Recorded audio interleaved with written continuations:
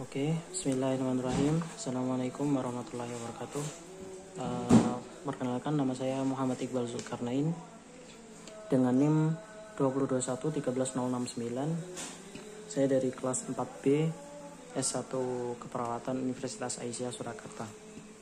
Di sini saya akan menyajikan video terkait tentang pengisian KMS atau Kartu Menuju Sehat untuk laki-laki dan perempuan sebagai syarat mengikuti ujian akhir semester, karena saya mendapat tugas untuk membuat video ini. Sebelumnya saya akan memberitahukan terlebih dahulu tentang apa itu KMS. KMS sendiri adalah singkatan dari Kartu Menuju Sehat. Terdapat dua macam, yaitu untuk laki-laki dan untuk perempuan. Kartu ini sudah dipakai di Indonesia sejak tahun 1970-an.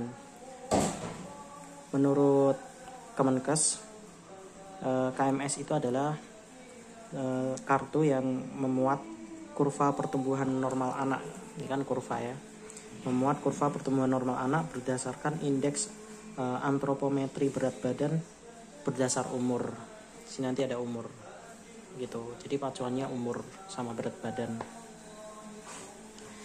Fungsi dari KMS ini adalah untuk mengetahui adanya gangguan pertumbuhan atau resiko kelebihan gizi secara lebih dini, sehingga dapat dilakukan tindakan pencegahan secara lebih cepat dan tepat sebelum masalahnya menjadi lebih berat begitu. Baik, untuk di Indonesia kartu KMS itu sudah digunakan sejak 1970-an ya, dan sudah berubah-ubah bentuk 3 kali. Yang pertama itu dulu mengikuti pacuan dari Harvard, yang kedua mengikuti pacuan dari NCHS 1977, dan yang terakhir ini yang terbaru dipakai sejak tahun 2020. Ini mengikuti pacuan dari WHO tahun 2006 gitu. Bentuknya seperti ini. Ada kurva-kurva warna gitu. Untuk biru itu digunakan untuk balita laki-laki, sedangkan yang berwarna merah muda itu untuk perempuan.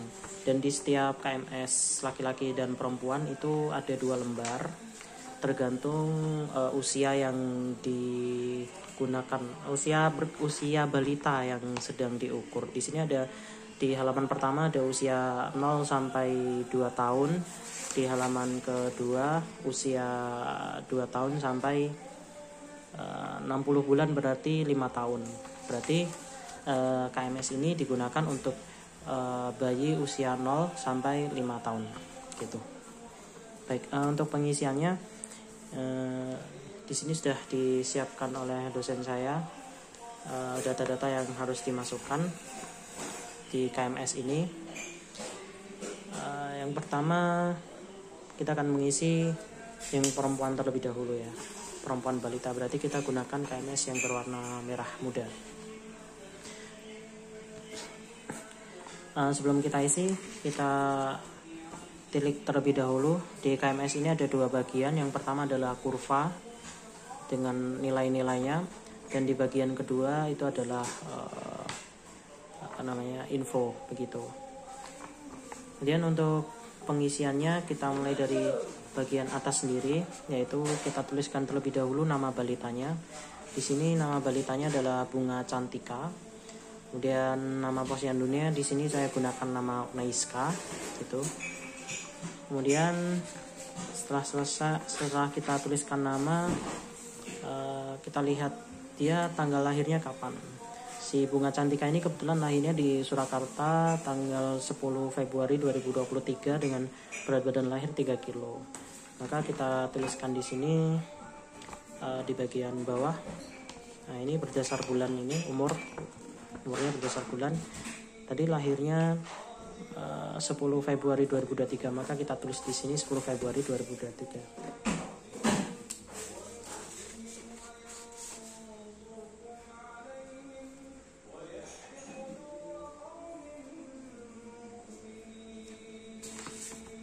begini. 10 Februari 2023. Berat badan lahirnya tadi 3 kg, maka kita tuliskan di sini 3 kg dengan nominal. Setelah kita tuliskan berat badannya, kemudian kita tanyakan siapa tadi, Bunga Cantika ini dia diberikan ASI eksklusif atau tidak. ASI eksklusif dalam kata lain berarti asupan makanannya itu hanya lewat ASI saja, tidak ada susu formula atau semisalnya begitu. Taruhlah si Bunga Cantika ini dia menggunakan ASI eksklusif mulai dari lahir ya. Berarti kita berikan tanda di sini centang. Kita berikan tanda centang. Begini. Kemudian tadi berat badannya 3 kg, kita berikan titik di daerah kurva sini. Nah, ini di sini ada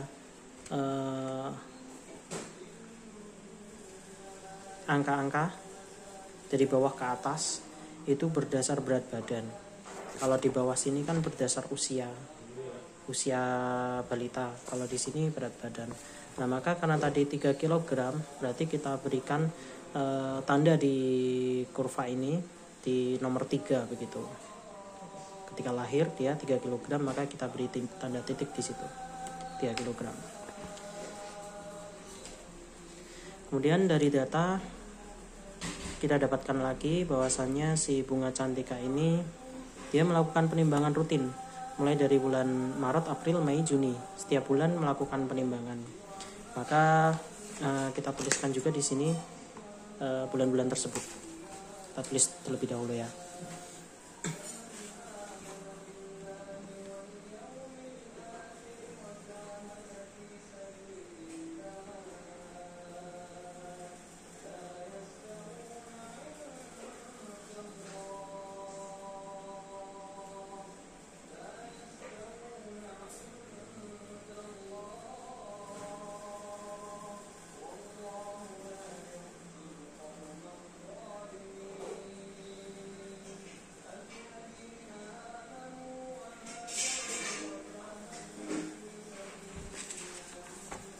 Setiap bulan dia hadir.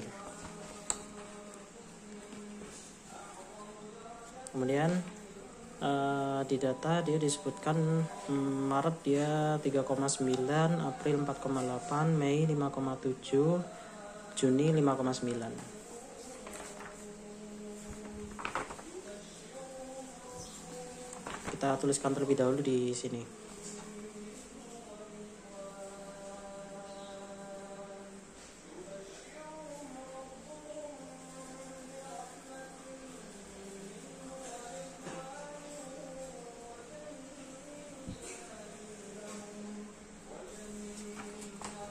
Kemudian setelah kita tuliskan berat badannya, kita tarik kurva di sini.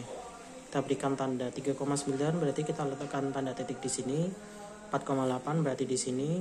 5,7 berarti di sini, yang bawah ini ya. Yang ini saya mohon maaf salah. Kemudian 5,9 berarti di sini. Nah, setelah kita berikan tanda-tanda titik seperti ini, kita tarik garis agar membentuk kurva begitu. Kita gunakan penggaris.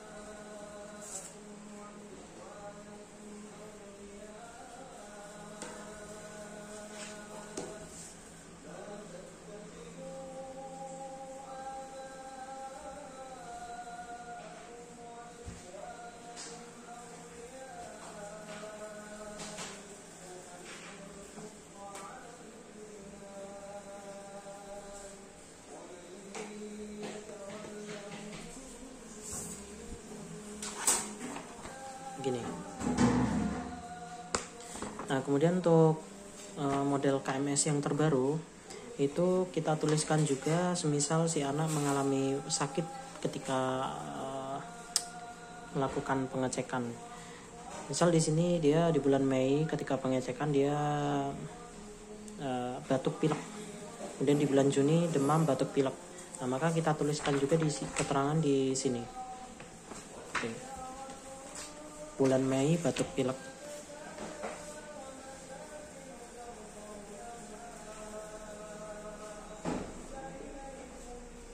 bulan Juni demam batuk pilek.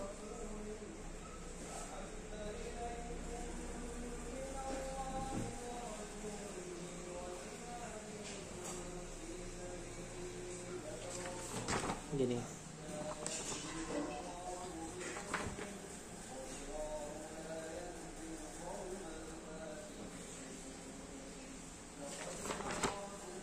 Kemudian setelah dituliskan penyakit yang sedang diderita anak, kita tulis juga di sini tentang NT ya. N itu singkatan naik, T itu turun. Ini status gizinya. Di sini ada kolom KBM. KBM itu singkatan dari batas minimal berat badannya gitu. Maksudnya normalnya harusnya naik. Kalau di bulan pertama semestinya si bayi itu naik 800 gram, kemudian di bulan kedua 900 gram dan seterusnya begitu. Nah, data ini kita tahu dari pengurangan bulan ini dengan bulan sebelumnya.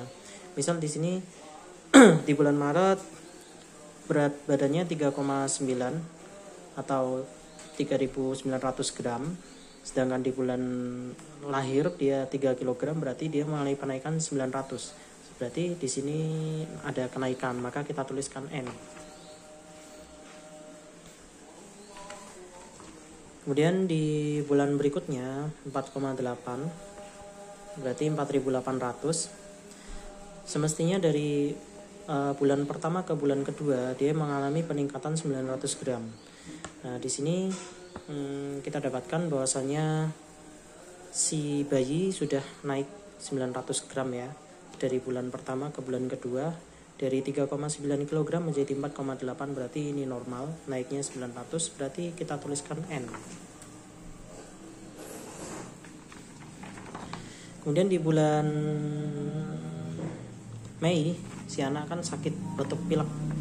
Berat badannya hanya naik sedikit, 5,7 kg, atau hanya mengalami kenaikan 700 gram.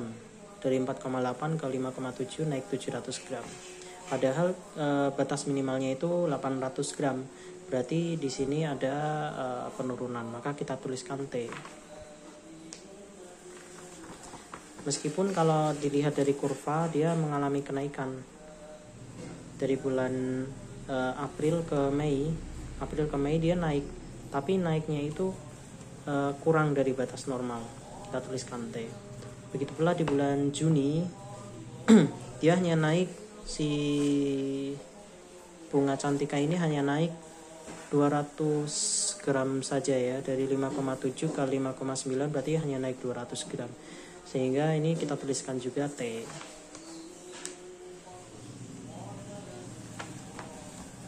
Nah, misal ini dia si bunga cantika ini menggunakan ASI terus ya, ASI eksklusif. Gini. Jadi meskipun kurvanya itu terlihat seolah naik begitu, tapi kalau tidak sampai batas minimal dia tetap ditulis T. Baik, begitu cara pengisian untuk bunga cantika ini. Kemudian RTL untuk bunga cantika kepada ibu adalah anjurkan ibu untuk memeriksakan belitanya atau bunga cantika ke bagian kesehatan, karena bunga cantika ini mengalami dua kali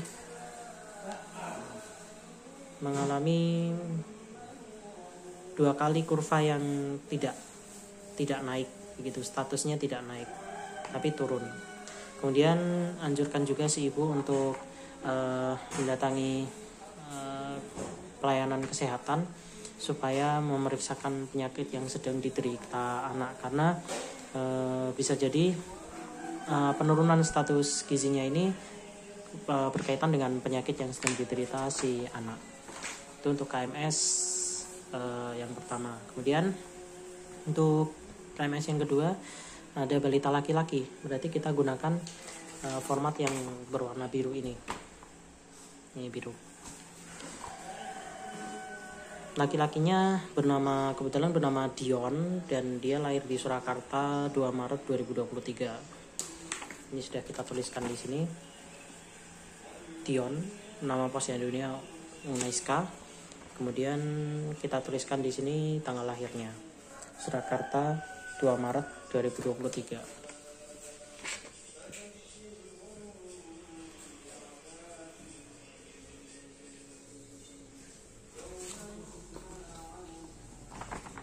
Untuk berikutnya ini kita cantumkan bulan-bulan dan tanggal ketika ibu dari Dion ini memeriksakan anaknya ke bagian kesehatan gitu. Dalam data kita dapatkan data bahwasanya Dion lahir di bulan Maret dan dia baru mendaftar di bulan 10 April. Pada hasil penimbangan bulan Maret, bulan yang sama dengan hari kelahirannya, ditimbang 3,9 kg. Kemudian di bulan April 4,8, bulan Mei 5,7, Juni 5,9. Berarti ini setiap bulan melakukan pemeriksaan rutin ya, Maret, April, Mei, Juni. Kita tuliskan di sini. Maret, April, Mei, Juni. Nah, karena bulan lahirnya Dion ini juga Maret, jadi untuk pemeriksaan yang Maret ini tidak perlu kita tuliskan lagi. Cukup dari April, Mei, Juni saja.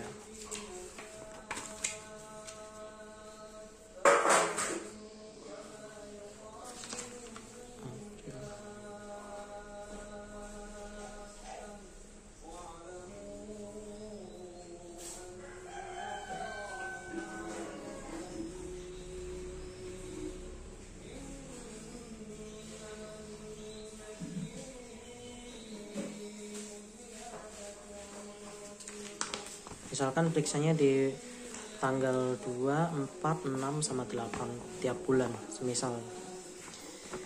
Dan kita tuliskan tadi lahir dengan berat badan berapa tadi? 2,7 kg.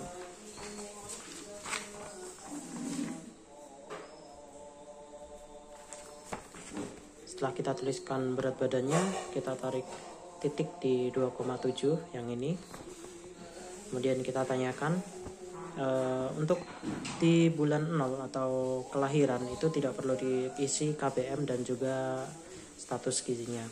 Kita cukup menanyakan apakah si bayi diberikan ASI eksklusif atau tidak. Nah, ini kebetulan si Dion ini mendapatkan asupan ASI eksklusif terus ya.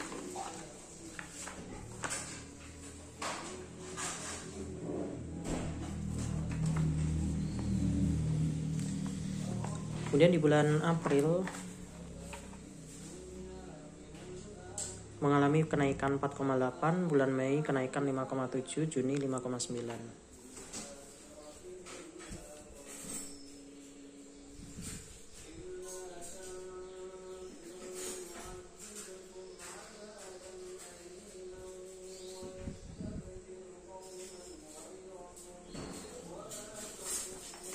Kita tarik titik 4,8, kemudian 5,7 dan 5,9. Kemudian kita berikan garis kurva.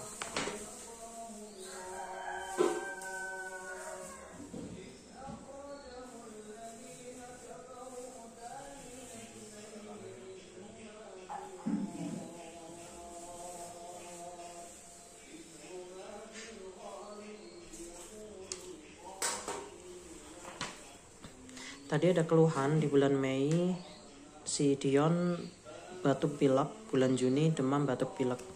Berarti kita tuliskan juga di sini keluhan penyakitnya ketika melakukan check up.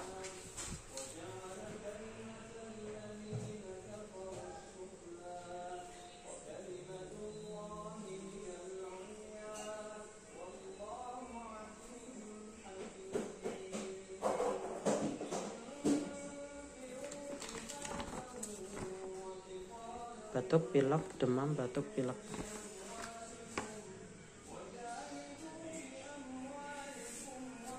Kemudian kita lihat KBM-nya mengalami naik atau turun gitu. Di bulan pertama dia mengalami kenaikan dari 2.700 ke 4.800. Berarti mengalami kenaikan 1.300 gram.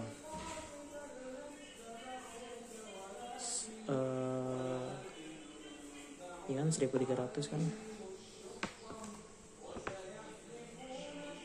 1.100 gram. Maka kalau batas minimalnya 800 berarti ini ada kenaikan. Kemudian di bulan kedua 4.800 ke 5.700, berarti dia mengalami kenaikan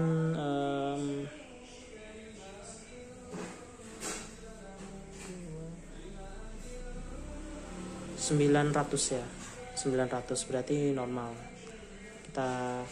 Kita tuliskan N. Kemudian di bulan berikutnya, bulan ketiga itu naiknya hanya 200, padahal mestinya 800, berarti di sini ada penurunan. Kita tuliskan T.